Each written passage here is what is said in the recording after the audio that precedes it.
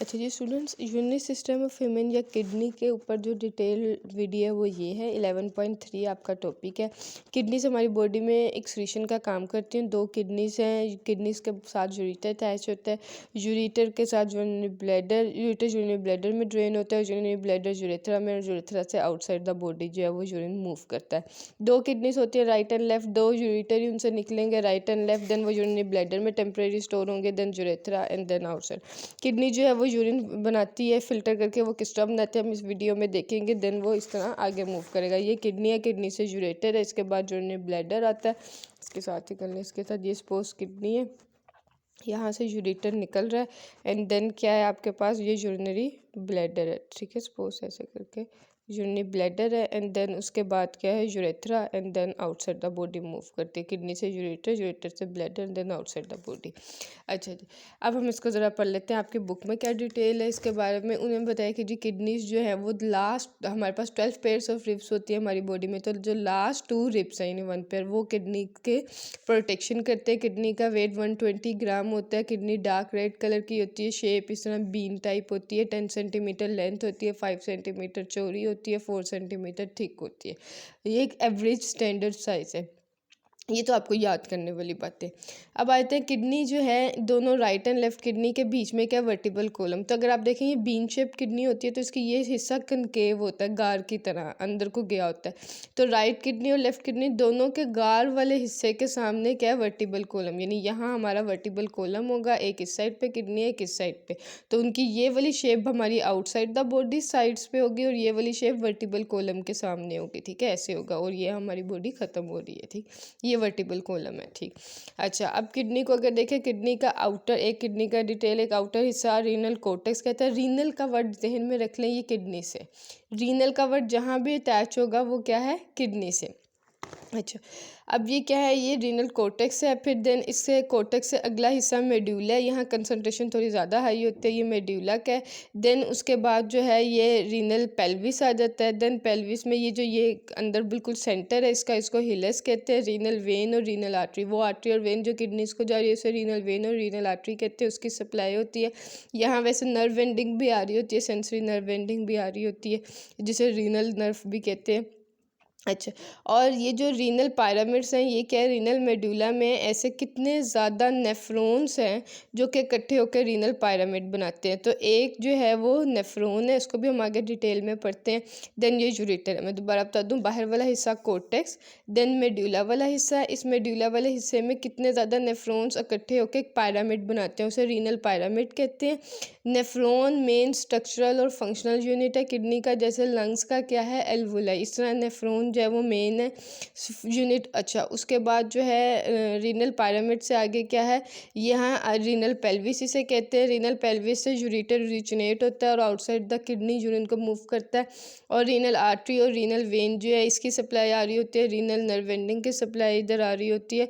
और हिलस क्या है, हिलस इस सेंटर है, इसलिए जो कनकेव लाइक हिस्सा है इसका सेंटर को हिलस कहते हैं। अच्छा, ये एक नेफ्रॉन है। अब ये जो नेफ्रॉन्स ऐसे इकट्ठे अटैच हुए हैं, ये कैसे हैं, ये एक नेफ्रॉन, ये एक नेफ्रॉन, ये ऐसे अटैच है। तो रीनल पिरामिड में ऐसे कई नेफ्रॉन्स है, ये जो इस तरह लाइंस दिखाई हुई हैं, एक्चुअली में ये कई नेफ्रॉन्स है वो ऐसे अटैच है। अब एक नेफ्रॉन कैसा है पहले वो देखें।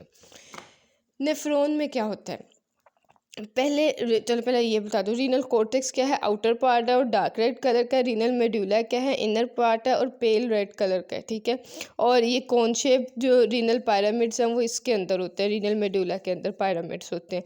और रीनल पेल्विस क्या है, फनल शेप कैविटी और यूरेटर की बेस। अगर आप ये देखें, ये रीनल पेल्विस है, ये फनल शेप्ड कैविटी है और यूरेटर की बेस है। ठीक है, अच्छा, अब मैं बताती हूँ कि जी हमारे पास जो एक नेफ्रॉन है वो क्या है। एक नेफ्रॉन में ग्लोमेरुलस होता है, बुमेंस कैप्सूल होता है, प्रोक्सिमल कॉन्वोलेटेड ट्यूब्यूल होता है, डिसेंडिंग लिब होता है, असेंडिंग लिब होता है, distal convoluted tubule, collecting duct. Confuse हो गए पूरे। अब मैं इसको एक एक को एक्सप्लेन करती हूँ, अभी आपके सर से गुजर गया होगा। अच्छा, ग्लोमेरुलस क्या है बच्चों, ग्लोमेरुलस जो है एफरेंट आर्ट्रियोल और इफरेंट आर्ट्रियोल्स मिलके अंदर जाती हैं। एफरेंट आर्ट्रियोल अंदर जाती है, इफरेंट आर्ट्रियोल बाहर आती है, और ये एक सर्कुलर शेप्ड है जिसमें कैपिलरीज होती हैं, जिसे ग्लोमेरुलस कहते हैं। सिंपल वर्ड में, मुझे भी मुश्किल आपको लगेगा, ये ब्लड सप्लाई है। आर्ट्रियोल्स आ रही हैं और वो आके कैपिलरीज बनाती हैं, glomerulus arterioles and then glomerulus capillaries बनाते हैं, मतलब ब्लड सप्लाई, यहाँ से किडनी को ब्लड सप्लाई आ रहा है। ठीक, इसके ऊपर ये कप शेप्ड हिस्सा है, ये कप शेप्ड हिस्सा क्या है, बुमेंस कैप्सूल। अब यहाँ से ब्लड जो है, जिस जिस ब्लड ने फिल्ट्रेशन होनी है, जिसने यूरिन बनना है, ब्लड से गंदगी निकालना है ना, एक्सीटरी प्रोडक्ट, तो ब्लड से जो एक्सीटरी प्रोडक्ट है, ब्लड सेल्स वगैरह निकाल के, ब्लड सेल्स नहीं होते, प्लेटलेट्स वगैरह ये नहीं होते, प्लाज्मा होता है ब्लड का वो वॉल्यूम जिसमें ब्लड सेल्स ना हो। ये इतनी बरीक कैपिलरीज होती हैं, इनसे सिर्फ जो है ना प्लाज्मा वगैरह से निकलता है, जिसमें जितना भी वेस्ट होता है वो आ जाता है इस वुमेन्स कैप्सूल में। ठीक है, ब्लड को साफ़ करना है किडनी ने, वहाँ से यूरिन बनाना है, अगेन एक्सप्लेन करिए, ब्लड को साफ़ करके वहाँ से वेस्ट निकालना है यूरिन। तो ब्लड आ रहा है एफरेंट आर्ट्रियोल से ग्लोमेरुलस में, और जो ब्लड बाहर जा रहा है वो इफरेंट आर्ट्रियोल से। ये आर्ट्रियोल्स अंदर जाके आर्ट्रियोल्स और कैपिलरीज बनाती हैं ग्लोमेरुलस की। उससे कोई ब्लड सेल्स नहीं निकलता, मतलब red blood cell, white blood cells, platelets ये नहीं निकलते, सिर्फ प्लाज्मा निकलता है, ब्लड का वॉल्यूम जो 55% होता है ब्लड का वॉल्यूम वो निकलता है। मतलब आप सिंपल वर्ड्स में कहें, ब्लड सेल्स निकाल के बाकी ब्लड निकलता है, उसमें से जो वेस्ट होता है वो फिल्टर होके वुमेन्स कैप्सूल में आ जाता है। ठीक है, बाकी ब्लड एफरेंट आर्टरी से निकल जाता है बाहर। अब इस तरह ब्लड आ रहा है, फिल्टर हो रहा है और यहाँ से बाकी ब्लड निकल रहा है। अब क्या है, ये जो वुमेन्स कैप्सूल है ये आगे जाके जाती है प्रोक्सिमल कॉन्वोल्यूटेड ट्यूब्यूल में। ये प्रोक्सिमल कॉन्वोल्यूटेड ट्यूब्यूल जो ज़रा चौड़ी है। उसके बाद यूरिन यहाँ से मूव करके नीचे को जा रहा है, इसको कहते हैं डिसेंडिंग लिप। फिर ऊपर को जा रहा है, इसको कहते हैं असेंडिंग लिप। डिसेंडिंग लिप और असेंडिंग लिप मिलके बनाती है लूप ऑफ हेनले, जिसकी शेप क्या है, यू शेप्ड है। ठीक है, ये इसकी डिसेंडिंग लिप है, ये इसकी असेंडिंग लिप है, ये दोनों मिलके लूप ऑफ हेनले बना रही है। देन आता है डिस्टल कॉन्वोल्यूटेड ट्यूब्यूल, ये भी ज़रा चौड़ी है। उसके बाद आता है कलेक्टिंग डक्ट। कलेक्टिंग डक्ट के बाद यूरिन, इस स्टेज पे यूरिन बन गया होता है, और यूरिन बन के फिर आगे कहाँ जाएगा, अगेन वही वाली बात, ये यहाँ से कहाँ जाएगा, रीनल पेल्विस में। रीनल पेल्विस से क्या चीज़ ओरिजिनेट हो रही है, ये पायरामिड के अंदर है ना, ये पूरा नेफ्रॉन, जो मैंने आपको ये वाला नेफ्रॉन बताया ना, तो यहाँ से क्या जाएगा, रीनल पेल्विस में, और रीनल पेल्विस से क्या चीज़ ओरिजिनेट हो रही है, यूरिटर। तो इस तरह यूरिन किडनी से बाहर निकल जाता है। ठीक है, अब इन स्टेजेस में होता क्या है उसको देखते हैं। यहाँ होनी है आपका यूरिन बनना है, फिल्ट्रेशन से वो सारा वेस्ट जो है वो इधर आ जाएगा। उस वेस्ट में, अच्छा जी, यहाँ आपका होनी है प्रेशर फिल्ट्रेशन। ठीक है, उसके बाद जो है आपकी ये प्रेशर फिल्ट्रेशन से जो वेस्ट आना है, उस वेस्ट में कुछ पानी और कुछ सॉल्ट्स होंगे जो कि दोबारा किडनी ने यूरिन से वापस लेके जानी है, कि वो मतलब प्रेशर से निकली है, लेकिन वो जो है रीअब्जॉर्ब होनी है बॉडी में, उनकी ज़रूरत नहीं है कि उनको बाहर बॉडी से निकाला जो उनको बॉडी में रखना है। तो रीअब्जॉर्प्शन होगी यहाँ यहाँ यहाँ यहाँ वाटर और सॉल्ट्स की रीअब्जॉर्प्शन किस किस स्टेज पे किसकी होगी, ये हम आगे पढ़ते हैं, मैं अभी जनरल बता रही हूँ।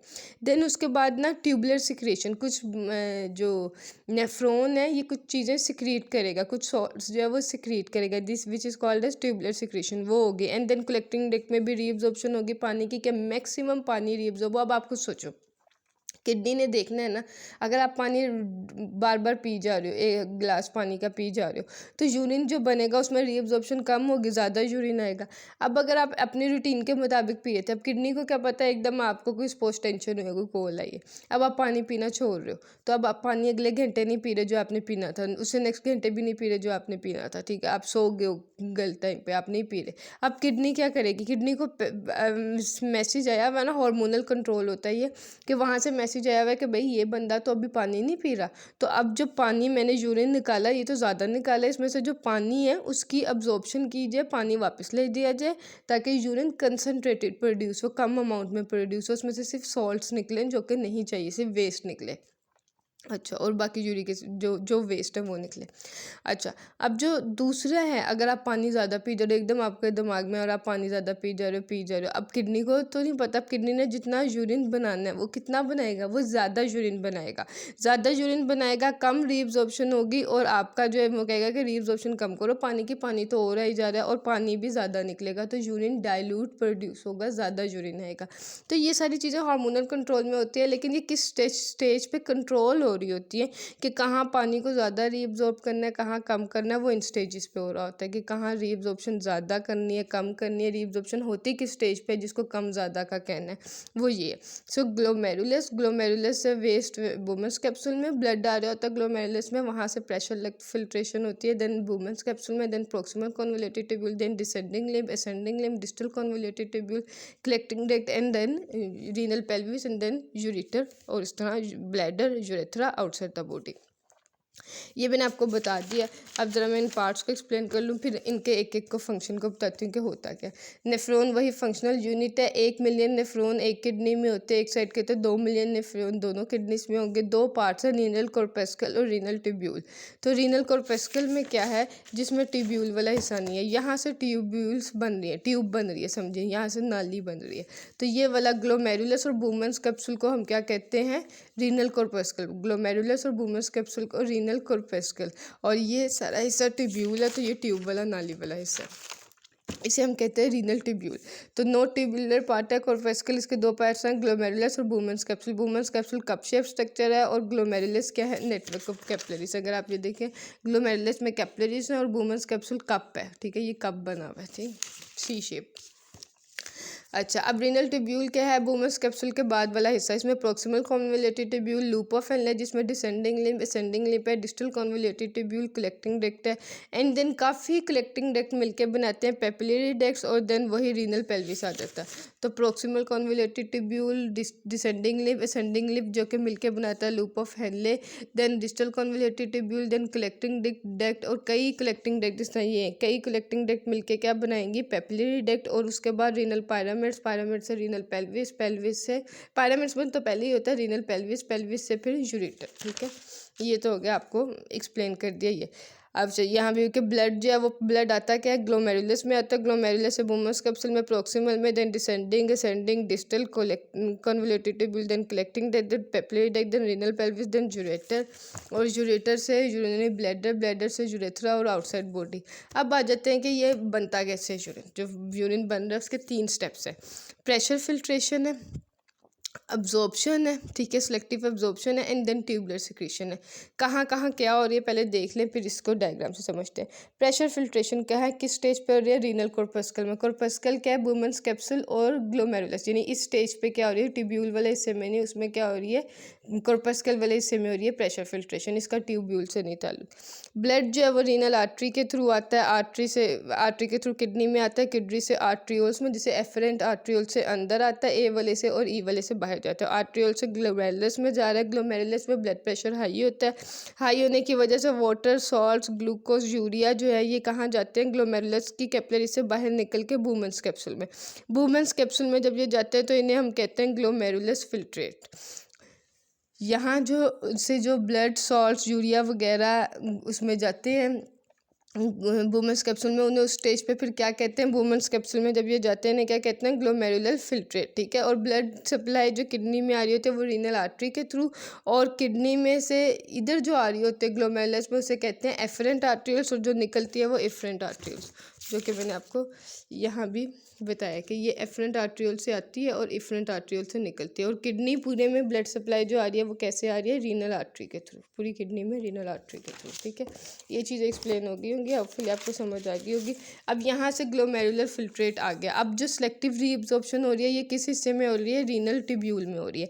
99% ग्लोमेरुलर फिल्ट्रेट क्या हो जाता है, रीअब्जॉर्ब्ड हो जाता है वापस कहाँ, उन ब्लड कैपिलरीज में जो रीनल ट्यूब्यूल के इर्द गिर्द होती है। अब यहाँ तो आपने देख लिया कि ये हिस्सा में तो प्रेशर फिल्ट्रेशन होगी, इस हिस्से के बाद इस सारे हिस्से में क्या होगी, जो रीनल ट्यूब्यूल वाला हिस्सा इसमें क्या होगी, इसमें रीअब्जॉर्प्शन होगी और ट्यूबुलर सिक्रीशन होगी, और इनके इर्द गिर्द भी ब्लड सप्लाई आ रही है, किस फॉर्म में, कैपिलरीज में। आपको पता है हमारे हर सेल को कैपिलरीज जो है वो प्रोवाइड कर रही होती है ब्लड सप्लाई।